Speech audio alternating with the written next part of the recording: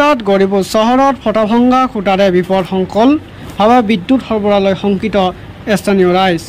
গৌৰীপুৰ বৈদ্যুতিক উপ সংমণ্ডল কাৰ্যালয়ৰ বিষয়া কৰ্মচাৰীৰ অৱহেলাৰ ফলত যিকোনো মুহূৰ্তত ঘটিব পাৰে অঘটন।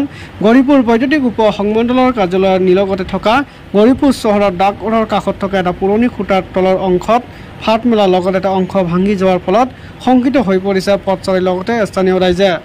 যিকোনো মুহূৰ্তত বিদ্যুতৰ খুঁটাটো ভাঙি পৰাৰ আশংকা ব্যক্ত কৰি পথচাৰী আৰু ৰাইজে মন্তব্য প্ৰকাশ কৰি কয় যে যদি কিবা কাৰণত খুঁটাটো ভাঙি পৰে তেন্তে ৰাইজৰ প্ৰাণ নাশ হোৱাৰ লগতে বৃহৎ দুৰ্ঘটনা হোৱাৰ সম্ভাৱনা আছে।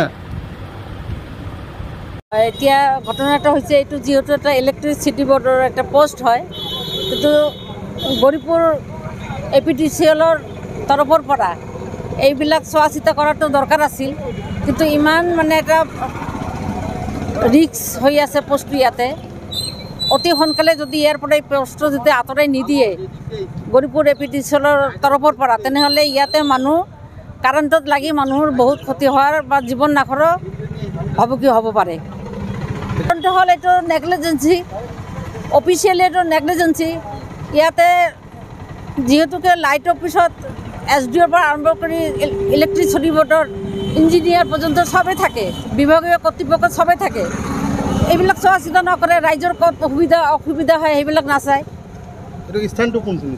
এইটো স্থানটো হৈছে গৌৰীপুৰ পোষ্ট অফিচৰ আগফালে। এইটোতো এটা মেইন ৰোড, এটা হাইৱেৰ লগতে। ইয়াতে যদি এই পোষ্টটো যদি পৰে তেনেহ'লে মানুহৰ মানে যান যোৱাৰ পৰ্যন্ত ইয়াত ভাবুকি হ'ব পাৰে আৰু মানুহ ইয়াত জখমো হ'ব পাৰে, কাৰেণ্টত মানুহ শ্বৰ্ট কৰি মৰিবও পাৰে। যদি অতি সোনকালে যদি এইটো এই পোষ্টটো যদি ৰিপেয়াৰ নকৰে বা ইয়াৰ পৰা উঠাই নলয়, তেনেহ'লে আমি গৌৰীপুৰৰ ৰাইজে ইয়াৰ কাৰণে যিটো আমাৰ ব্যৱস্থা ল'ব লাগে, আন্দোলন কৰিব লাগে, আমি এইটো কৰিম।